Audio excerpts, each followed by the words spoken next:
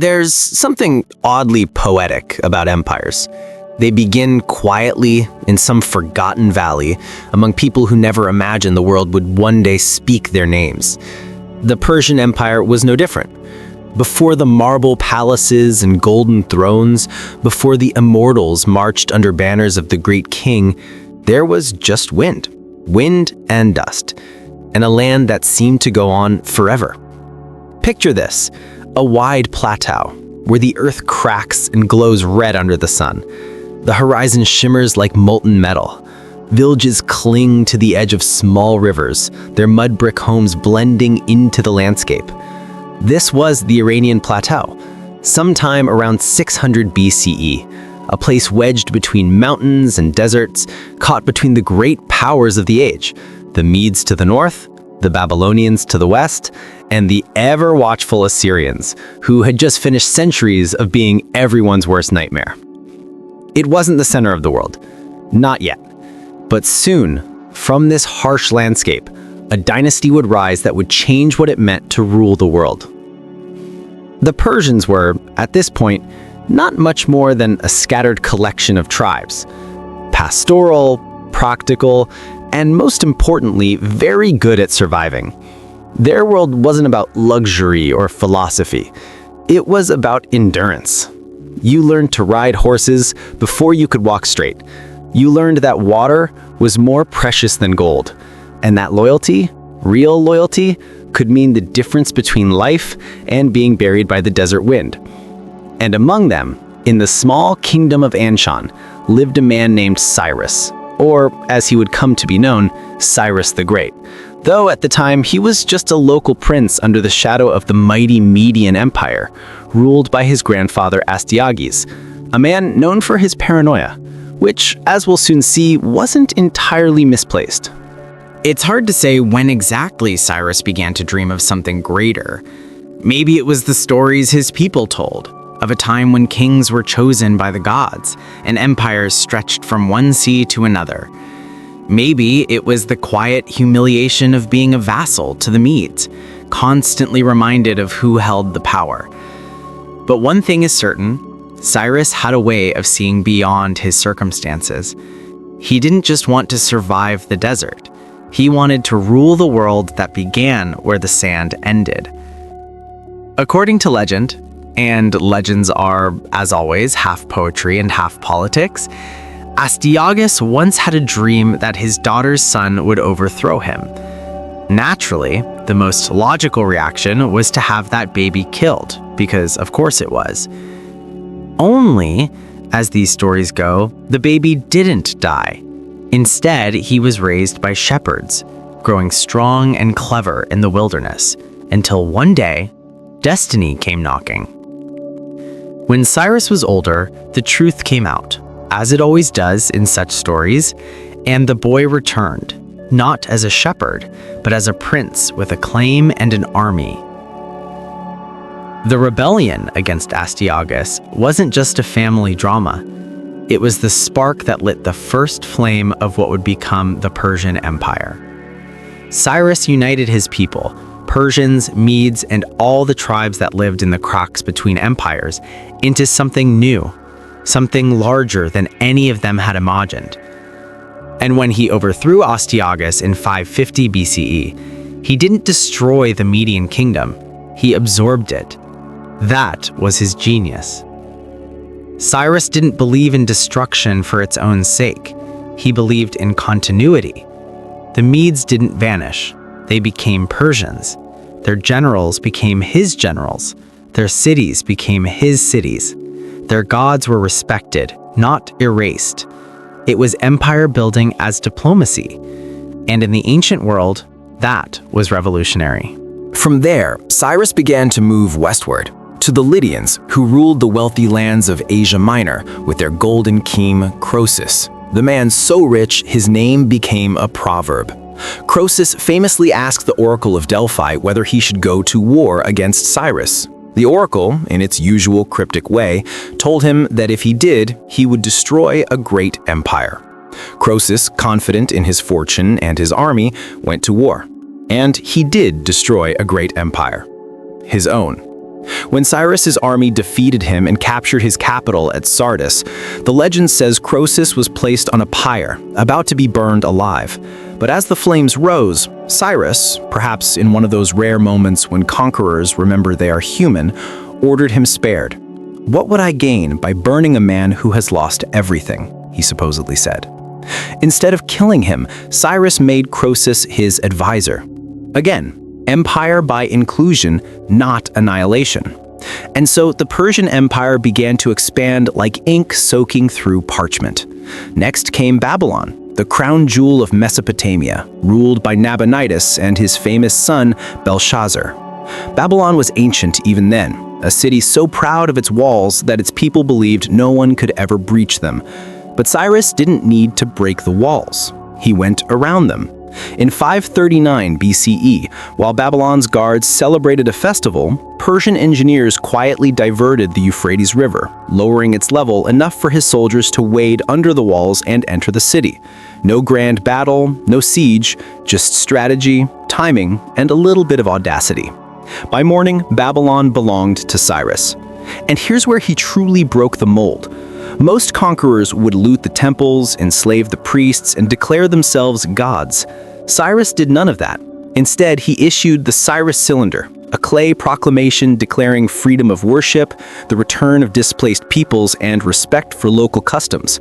Modern historians call it the first charter of human rights. Maybe that's a stretch, but it's certainly one of the earliest statements of a ruler saying, "I could destroy you, but I'd rather rule you."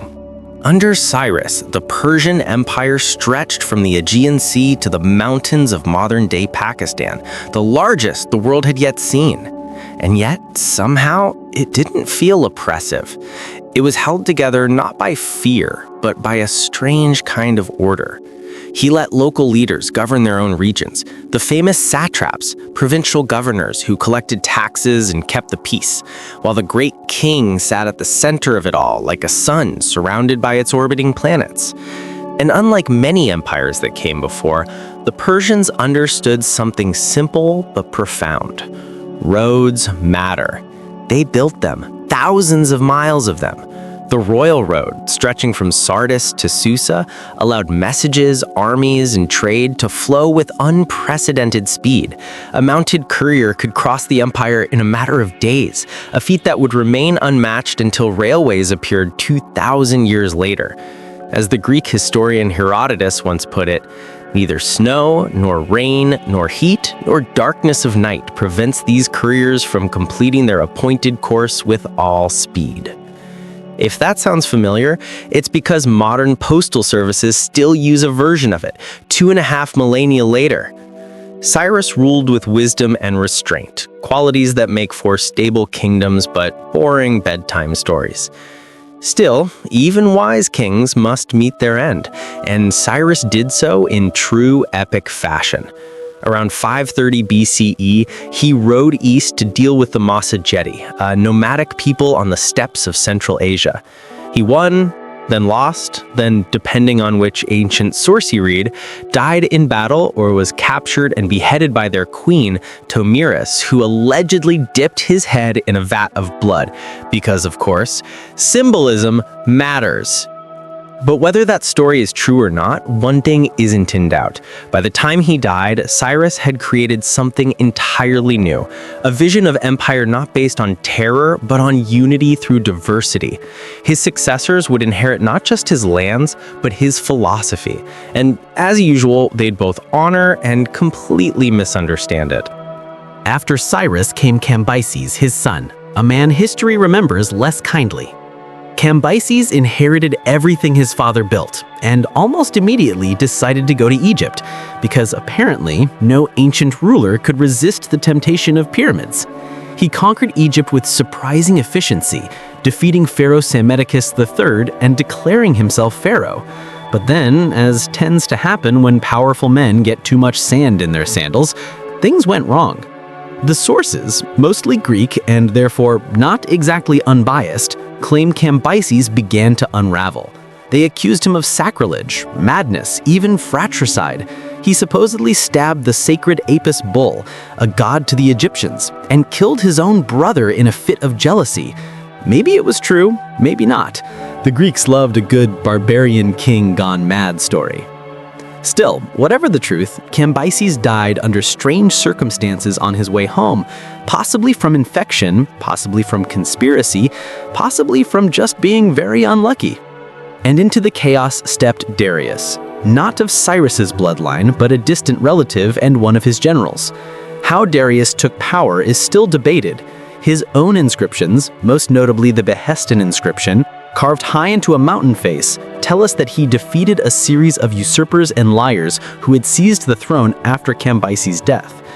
Of course, if he was the liar, we'd never know. History is, after all, written by those who carved their names into cliffs. But regardless of how he came to power, Darius I was a ruler of rare energy and intellect. If Cyrus had built the foundation, Darius turns it into an empire in the truest sense. He reorganized the satrapies, standardized currency, established a common system of weights and measures, and expanded the royal road into a true artery of administration. Under Darius, you could travel from the Mediterranean coast to the Indus River under the same laws, the same coinage, and the same authority, something the world had never seen before. Darius also had a sense of architecture that bordered on divine ambition. He built Persepolis, a city not meant for daily life, but for ceremony, a stage set for power itself. Massive staircases, carved reliefs of delegates bringing gifts from every corner of the empire, Ethiopians with ivory, Indians with gold, Medes with fine horses. The message was simple: the world has come to Persia. When you stood at Persepolis, you didn't just see an empire, you felt it. But of course, every great king eventually looks west and sees Greece and thinks, why not? That's where we'll pause for tonight. The wind still blows over the ruins of Persepolis. The sun still rises over the plateau where Cyrus dreamed of something greater. In the dust of the ancient world, the Persian Empire had become not just a kingdom, but an idea. The idea that unity could exist without uniformity, that conquest could coexist with tolerance, and that civilization could be as vast as the horizon itself. By the time Darius had finished building his empire, it was less a kingdom and more a planet. Vast, glowing, spinning on its own axis of wealth and bureaucracy. From the Nile to the Indus, every road, every market, every satrapy traced its orbit back to the great king. But here's the thing about empires. Once they reach a certain size, they develop a kind of gravitational arrogance. They begin to assume that all lands must eventually belong to them, that beyond the next horizon, there's just another province waiting to be named. And so, inevitably, Darius looked west. Beyond the Aegean Sea lay a patchwork of small, quarrelsome city-states, places the Persians collectively called Yauna, the Greeks. To Darius, they must have seemed like noisy neighbors arguing in the street. Annoying, but not threatening. Not yet. The Persians had already extended their influence into Asia Minor, ruling over the Ionian Greeks along the coast. These cities like Miletus and Ephesus were rich and restless. They loved trade, debate, and rebellion, often at the same time. In 499 BCE, they rose up in revolt. They called it the Ionian Revolt, though mild chaos might have been more accurate. It was a mix of pride, opportunism, and bad timing. And as usual, the Greeks on the mainland couldn't resist getting involved. Athens, still a scrappy little democracy in progress, sent ships to help. Not many, but enough to make Darius notice. The rebels even managed to burn Sardis, the Persian capital in the region, a bold move that guaranteed Darius's attention. When he heard about it, legend says Darius took a bow, drew an arrow, and shot it into the air, praying, "O Zeus, grant me vengeance on the Athenians." Then he told his servant to remind him 3 times a day, "Master, remember the Athenians." Now, whether or not that story's true, it captures something real. Darius was patient but not forgetful, and when Persian kings remembered something, the world usually paid for it. The Ionian revolt was crushed within a few years, as most revolts against massive empires tend to be. But for Darius, it wasn't enough. He wanted to teach these Westerners a lesson about geography, specifically that they lived on Persian soil, whether they knew it or not. So in 492 BCE, he launched the first Persian invasion of Greece. It didn't go well. A storm off Mount Athos destroyed much of his fleet. Greece, it seemed, had weather on its side. Undeterred, Darius tried again 2 years later, sending a new army across the Aegean. They landed on the plain of Marathon, about 26 miles from Athens. You know this story, or at least you know its outline. The Persians, vast and disciplined. The Athenians, outnumbered but defiant. A single plain, a single day. The Persians expected the Greeks to hold their ground, to wait. But instead, the Athenians charged, a wall of bronze and fury sprinting across the fields. The Persians, unprepared for this kind of madness, broke. Thousands died. Darius's great army, the pride of Asia, was defeated by farmers and fishermen who refused to kneel. And from that victory came one of the great human myths, the Marathon Run, where a messenger raced to Athens to cry, "Rejoice, we are victorious," before collapsing dead from exhaustion, which, in fairness, is exactly how most people feel after running a marathon. Darius was furious, but before he could try again, Egypt revolted, and he turned his attention south. He died before he could finish either task, leaving the revenge to his son, a man who, if nothing else, had a flair for the dramatic. Xerxes I, son of Darius, king of kings, lord of the 4 quarters of the earth, defender of the faith, builder of Persepolis, and, perhaps most importantly, the man who would make sure Greece remembered his name. Xerxes was not Cyrus. He was not even Darius. He was instead an emperor of spectacle. When he decided to invade Greece, it wasn't just a campaign, it was a statement. According to Herodotus, his army was so vast that it drank rivers dry. Bridges were built across the Hellespont so his troops could march from Asia to Europe, literal bridges between continents. When a storm destroyed them, Xerxes, in one of history's finest examples of royal overreaction, ordered the sea whipped 300 times and shackles thrown into it. Because, of course he did. What else do you do when nature inconveniences you? In 480 BCE, the invasion began. The numbers, depending on which ancient historian you trust, ranged from enormous to absurd, anywhere between 100,000 and over 1,000,000 men. The Persians marched like a moving city. Cavalry, engineers, supply trains, archers, Immortals, the elite guard who, when one fell, was instantly replaced so that their number never seemed to diminish.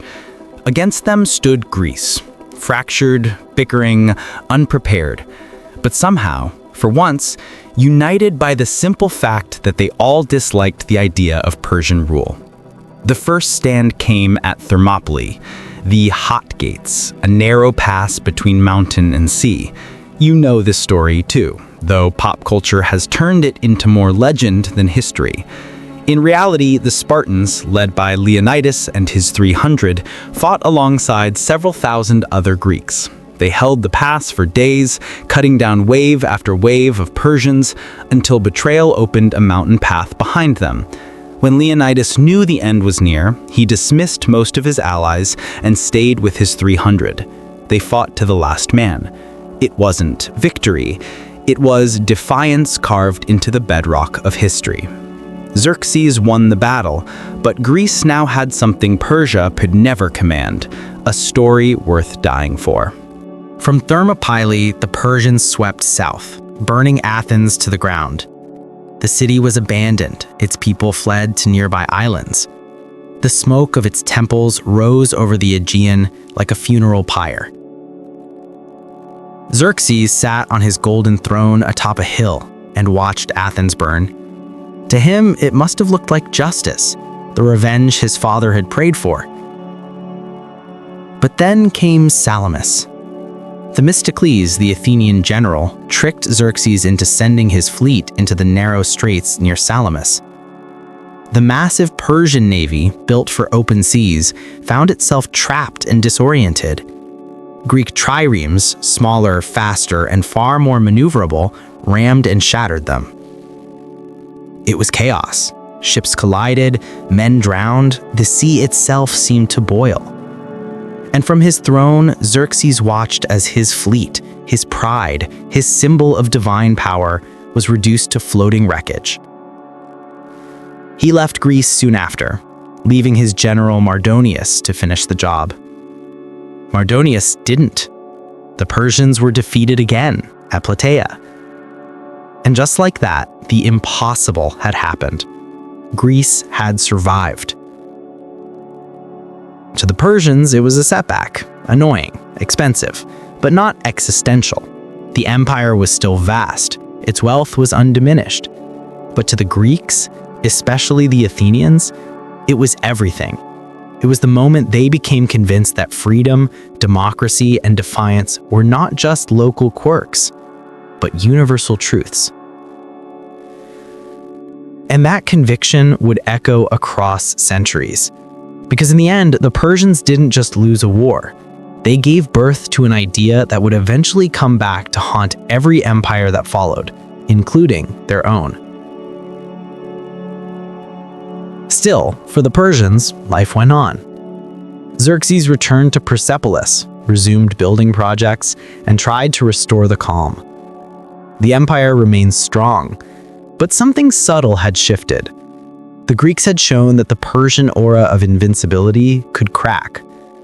And once the illusion of invincibility breaks, it never quite returns. The later Achaemenid kings would continue the balancing act. Expansion here, rebellion there, court intrigue everywhere. Xerxes himself would be assassinated, not by foreign enemies, but by his own guards. His successors, Artaxerxes and Darius II, would spend more time fighting brothers and nobles than conquering new lands. The empire remained rich, unimaginably so, but it began to resemble a golden statue slowly hollowing from within. Herodotus called it the softness of luxury. Others would call it the inevitable gravity of empire. The Persians had conquered half the known world, and now they had to govern it, which, as every empire learns, is far harder. And yet, even in decline, Persia was magnificent. Its roads still pulsed with trade. Its capitals, Susa, Persepolis, Ecbatana, still glittered like stars. Imagine walking through the Apadana Hall of Darius, columns rising like forests, each carved with images of subjects bringing tribute. You'd see Ethiopians with ivory tusks, Bactrians with camels, Greeks with silver bowls, Indians with gold dust. The empire was a tapestry, and the great king sat at its center, a figure of almost divine serenity. Even now, if you close your eyes, you can almost hear the echo of sandals on polished stone, the whisper of silk banners, the murmured prayers to Ahura Mazda, god of light and truth. This was Persia at its height. Wounded, yes, but still glorious. But time is merciless, and history, for all its grandeur, is mostly a story of forgetting. The Greeks, for all their victory, would soon fall into civil war. Athens against Sparta, democracy against discipline. And far to the north, in a small kingdom called Macedon, a boy would grow up reading about those same wars, about Marathon, Thermopylae, Salamis. He would dream, as Cyrus once had, of uniting the world. His name was Alexander, and one day he would come for Persia. The wars between Persia and Greece were more than battles. They were a mirror, two civilizations staring at each other across the sea, each convinced they represented the better version of humanity. And perhaps both were right. The Persians gave the world its first true model of empire, rule by respect, not erasure. The Greeks gave it the idea of freedom, messy and fragile though it was. Between them lay the endless tension that still defines human history: order and liberty, unity and individuality, the dream of empire and the defiance of the human spirit. Empires don't fall overnight.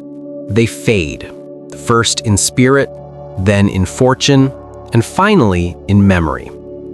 By the time Alexander of Macedon came looking for Persia, the empire of Cyrus and Darius was still immense.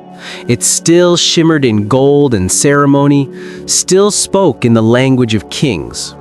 But it was tired. Not dead, just tired. Like a great lion that has grown too accustomed to its throne. And as with all such beasts, the scent of youth and ambition eventually comes to its door.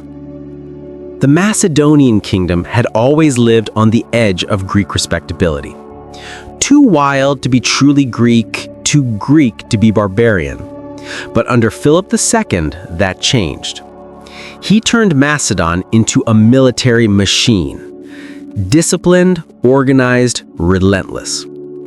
And when Philip was assassinated, his 20-year-old son, Alexander, inherited both the kingdom and his father's unfinished dream, the invasion of Persia. To most, that seemed absurd. Persia was enormous, ancient, invincible. Alexander was 20, brilliant, and deeply convinced that the gods liked him personally. It was, in hindsight, the perfect combination. In 334 BCE, Alexander crossed the Hellespont, the same narrow strait Xerxes had once bridged in the opposite direction, and set foot on Asian soil. He declared that the old war between Greece and Persia was not over.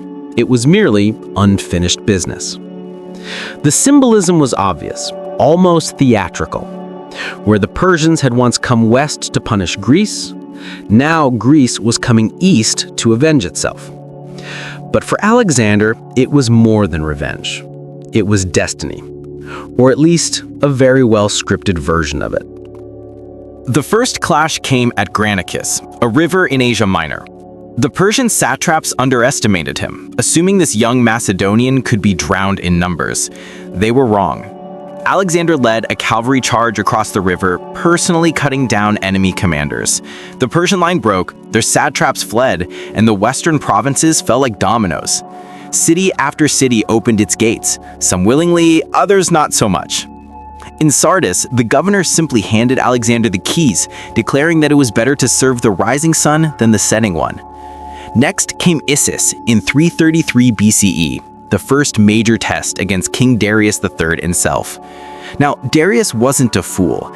He wasn't weak either, but he was cautious, bureaucratic, and very aware that most of his court would rather see him fail than succeed. The Persian court had become a world of intrigue and suspicion, everyone smiling, everyone plotting. Not the ideal environment for world-saving leadership. Still, Darius gathered a massive army, larger than anything Alexander could field, and met him on the narrow coastal plain near Issus. The battle that followed was chaos. Persian chariots thundered across the field, Macedonian phalangists locked shields like a single living machine. In the middle of it all, Alexander charged directly at Darius, cutting through the royal guard like lightning. Darius, understandably, fled. His army, seeing their king run, disintegrated. It was not just a defeat, it was humiliation. And humiliation spreads faster than victory ever does. When Alexander entered Darius's camp, he found the royal family, the queen, the mother, and the princesses still there, abandoned. His men expected plunder, maybe worse. But Alexander, in an uncharacteristic moment of restraint, treated them with respect, sending word that they were to be honored as royal guests. He even told Darius that he could have them back if he surrendered the empire. Darius, naturally, refused. But the gesture mattered. Alexander wanted to be seen not as a conqueror, but as a successor. He wasn't destroying Persia, he claimed. He was inheriting it. After Issus, Alexander marched south along the coast, taking Phoenicia and Syria. In Tyre, a proud island city that refused him entry, he faced his greatest siege. For 7 months, he built causeways, towers, and siege engines, turning the sea itself into a road. When Tyre finally fell, the destruction was brutal, part vengeance, part theater. Alexander needed the world to see that defiance had consequences. He then marched into Egypt, where he was welcomed as a liberator from Persian rule. The priests of Amun declared him the son of Zeus, or Amun-Ra, depending on translation. And because Alexander never met a divine compliment he didn't like, he took it to heart. In the desert, he founded a city on the Nile, Alexandria, the first of many to bear his name. There would eventually be more than 20, because of course there were. Meanwhile, Darius wasn't done. He gathered a new army, even larger, drawn from every corner of his vast realm. Babylon, Susa, Bactria, Media all sent troops. It would be the largest army the world had ever seen, assembled on the plains of Gaugamela in 331 BCE. And there, under a cold, star-bright sky, the fate of Persia was decided. The field was enormous, chosen deliberately by Darius to use his cavalry and chariots to full effect. His engineers even leveled the ground to make it perfect for battle. The Persian banners fluttered in the wind, gold and crimson under the rising sun. Alexander arrived with about 40,000 men, tired, battle-hardened, and impossibly confident. Darius offered peace, lands, gold, even his daughter's hand in marriage. Alexander refused. The world, he said, can only have one king. And when the battle began, it was like watching thunder split the sky. Persian chariots charged, their wheels spiked with blades. Macedonian lines opened, swallowed them, closed again. The air filled with the clash of iron and the sound of dying horses. Then, at the perfect moment, Alexander led his cavalry straight into the Persian center, again straight for Darius. And again, Darius fled. This time, it wasn't just a defeat, it was the end. The Persian army shattered. Babylon surrendered. Susa opened its gates. Persepolis, the heart of Persian glory, lay undefended. When Alexander entered Persepolis, he walked into a dream made of stone and firelight. The halls of Darius and Xerxes still glittered with gold, carved reliefs of tribute bearers lining the stairways. The scent of incense lingered in the air. It was as if the spirit of the old empire had been waiting for him, not as a conqueror, but as a final witness. He sat on the throne of the great king, the son of Macedon, now the ruler of Asia. The Persians bowed, the Greeks marveled, and the world tilted slightly westward. And then, in one of those moments where history turns into allegory, Alexander burned it. The burning of Persepolis remains one of history's most haunting scenes. Some say it was revenge for the Persian burning of Athens a century and a half earlier. Others say it was a drunken accident, a party gone wrong after too much wine and too many poets reciting verses about vengeance. Whatever the reason, the fire spread through the palaces, devouring the cedar beams, melting the gold, blackening the marble. Columns fell like trees in a storm. Statues cracked and toppled. The city that had once embodied Persian majesty was reduced to glowing ash. Alexander watched it burn. Some say he regretted it the next morning. But by then it was too late. The flames that consumed Persepolis also consumed something larger, the idea of Persia as an unbroken, eternal empire. Darius fled eastward, still clinging to hope, pursued by Alexander across deserts and mountains. The chase stretched for months, the last king of Persia running from the first king of everything. Eventually, Darius was betrayed by his own satraps, stabbed in the back, and left to die in the dust. When Alexander found him, he was barely alive. Alexander covered him with his cloak and wept. He sent his body back to Persia for burial, declaring that Darius had been a king worthy of honor. It's tempting to see that as compassion. Maybe it was.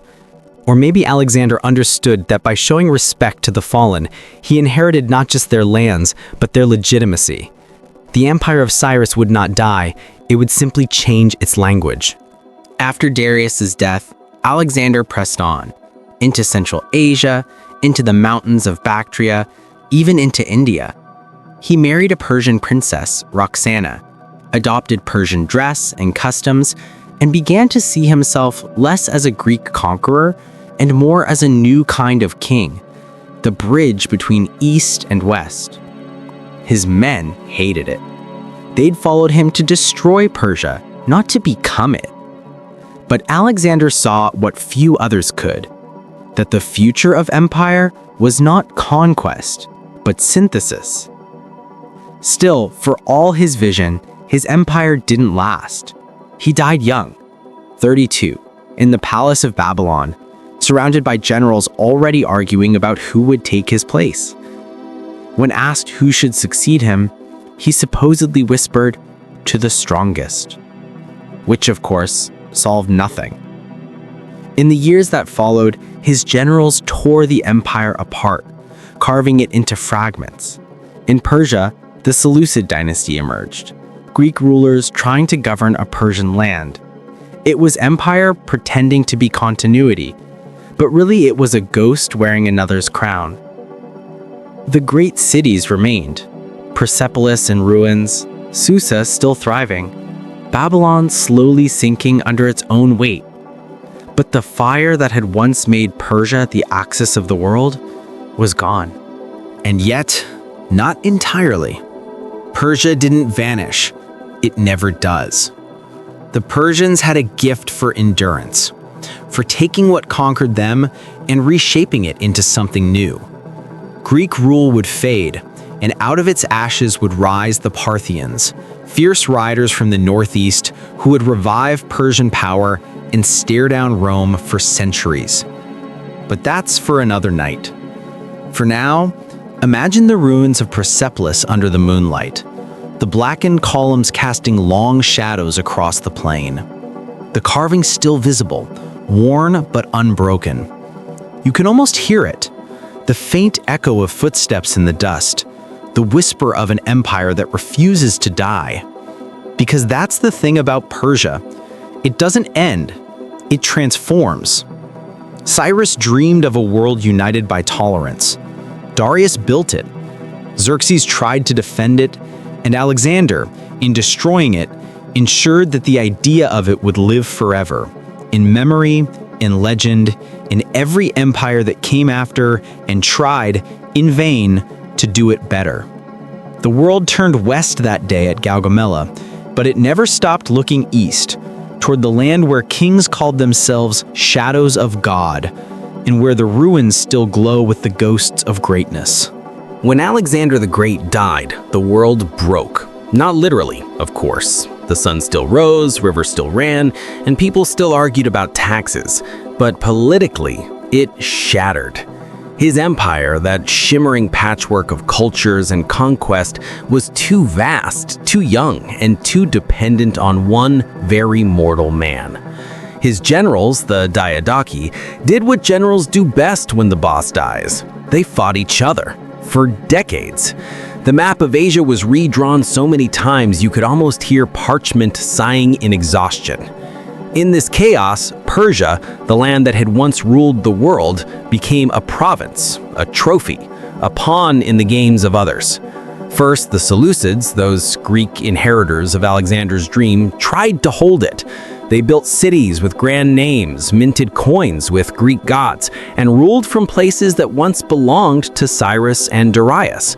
But Persia, even conquered, has a way of reshaping its conquerors. You can't live in the shadow of Persepolis without feeling small. You can't rule Persians without learning that they remember everything. So the Seleucids ruled, but the soil beneath them was restless. By the 3rd century BCE, new forces stirred in the east, hardy, horse-riding tribes from the steppes and deserts of Central Asia. Among them was a people known as the Parni, led by a man named Xerxes. They swept down from the northeast, seizing the region of Parthia, a name that would soon echo across empires. What began as a band of raiders became a dynasty. What began as a rebellion became resurrection. The Parthian Empire, also called the Arsacid dynasty, was in many ways Persia reborn in a new form. Gone were the grand palaces of Darius and the rigid bureaucracy of old. The Parthians ruled from horseback. Their power lay not in stone walls, but in speed, the kind of empire that could vanish and reappear like a mirage. Their soldiers were masters of mounted warfare, cataphracts in heavy armor, and horse archers who could shoot backward while retreating, a trick that would later terrify the Romans. They didn't need to conquer every city. They just needed to remind you that resistance was futile and pursuit suicidal. They built their capital at Ctesiphon, near the old Babylonian plain, a perfect symbol of how Persia always recycles its heart. From there, they ruled not with central precision of the Achaemenids, but through a loose network of noble families and client kings. It was messy, it was decentralized. It also worked for nearly 5 centuries.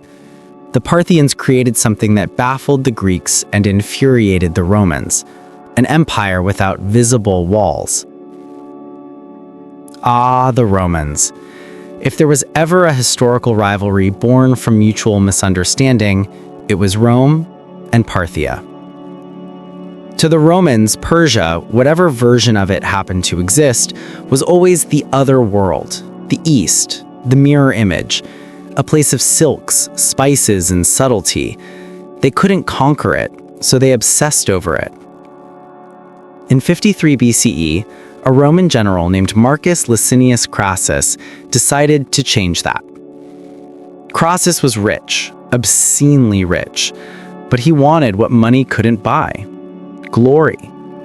So he marched east with an army of 40,000 men, dreaming of becoming the next Alexander. The Parthians met him in the desert near a place called Carrhae. The battle that followed was a masterclass in tactical humiliation. Imagine it. The Roman legions, heavy and slow, their armor glittering under the desert sun. The Parthian cavalry, light, mobile, silent, circling them like wolves. The Romans advanced, the Parthians retreated. Then came the whistle of arrows, endless, precise, deadly. The Parthians didn't run out. They had camel trains bringing more. The Romans tried to charge. The Parthians wheeled around, firing backward, the legendary Parthian shot. By nightfall, the Roman army was annihilated. Crassus himself was captured and, according to legend, executed with molten gold poured down his throat, a poetic punishment for a man who loved wealth too much.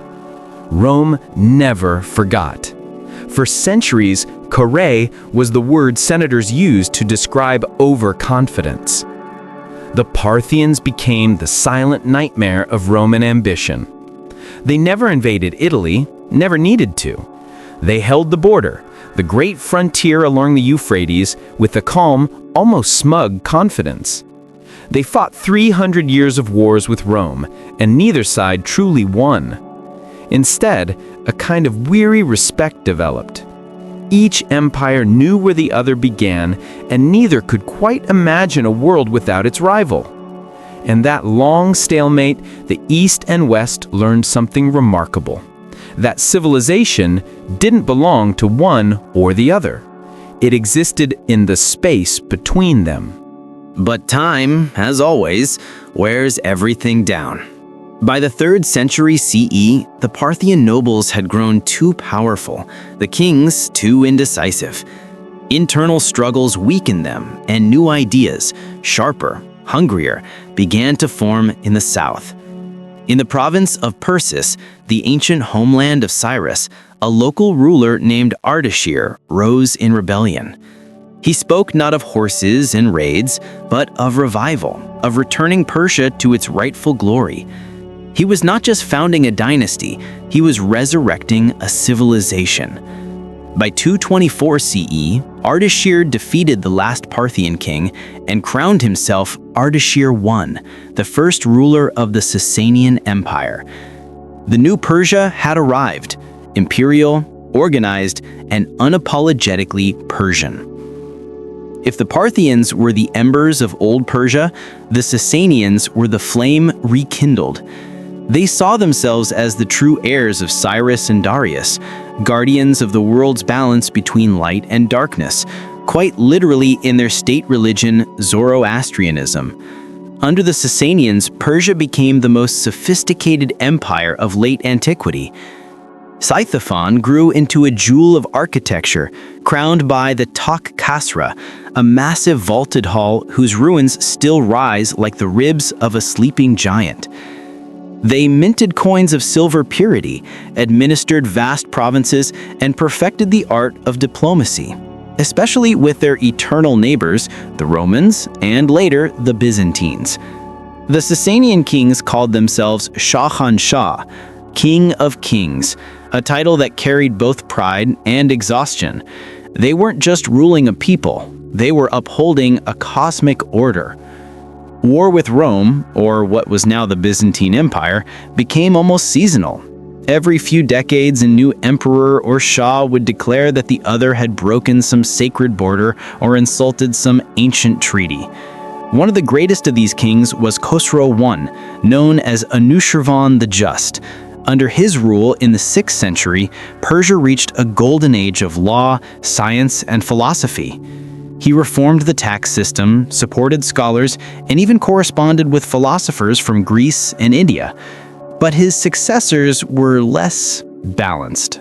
By the early 7th century, Persia found itself locked in an apocalyptic struggle with the Byzantines.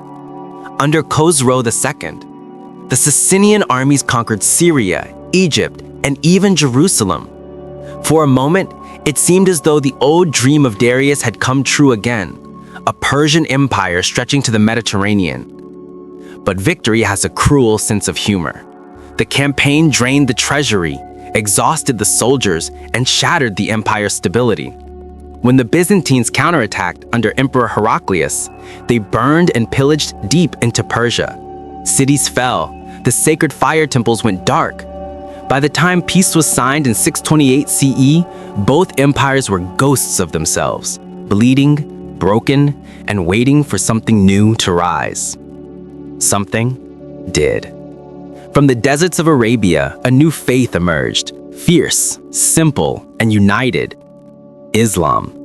The Arabs were not yet an empire, but they carried a fire that empires had forgotten: conviction. The Sasanians, fractured by internal strife and endless war, couldn't resist.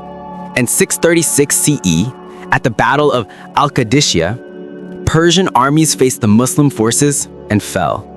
3 years later, Ctesiphon was taken.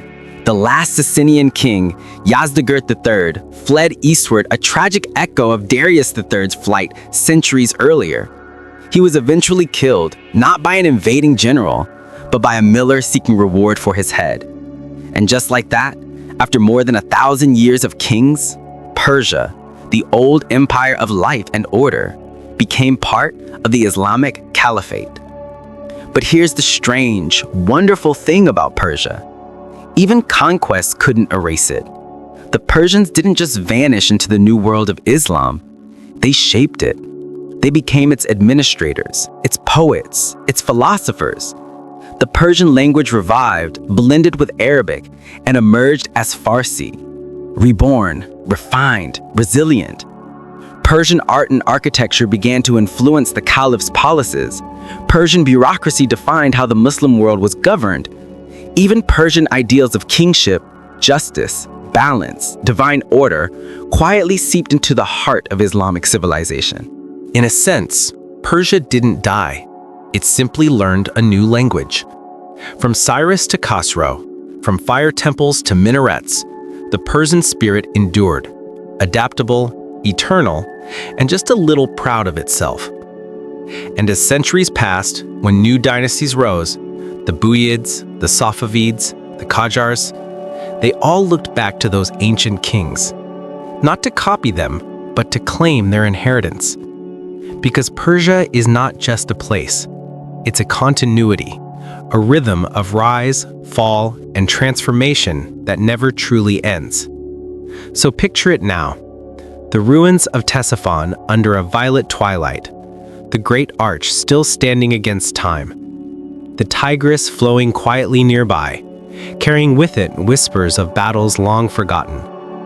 A breeze moves through the reeds, and if you listen closely, you can almost hear the murmur of old kings, saying, "We are not gone. We are merely waiting." The empire is gone. The palaces are dust. The kings are names carved into stone. The armies, the horses, the banners, all swallowed by the centuries. And yet, somehow, Persia still breathes. Not in conquest, not in monuments, but in the invisible things. The ideas, the rhythms, the ways people think about power, beauty, and order. That's the strange thing about civilizations like Persia. They don't disappear when they fall. They linger. They seep into the bones of the world, like perfume clinging to the air long after the bottle shatters. After the fall of the Sasanian Empire, Persia entered what might have seemed like silence, ruled by Arab caliphs, its Zoroastrian fires dimmed, its old temples abandoned. But the Persians, ever adaptable, did what they had always done best. They transformed. They became scholars, poets, viziers. They joined the new Islamic order, but quietly bent it toward their own sense of grace. The Abbasid caliphs, the so-called Golden Age of Islam, ruled from Baghdad, a city built on the Persian model. Its administration, tax system, and even court etiquette came from the old Sasanian playbook. The very idea of a grand, cosmopolitan empire run by learned bureaucrats, that was Persian at its core.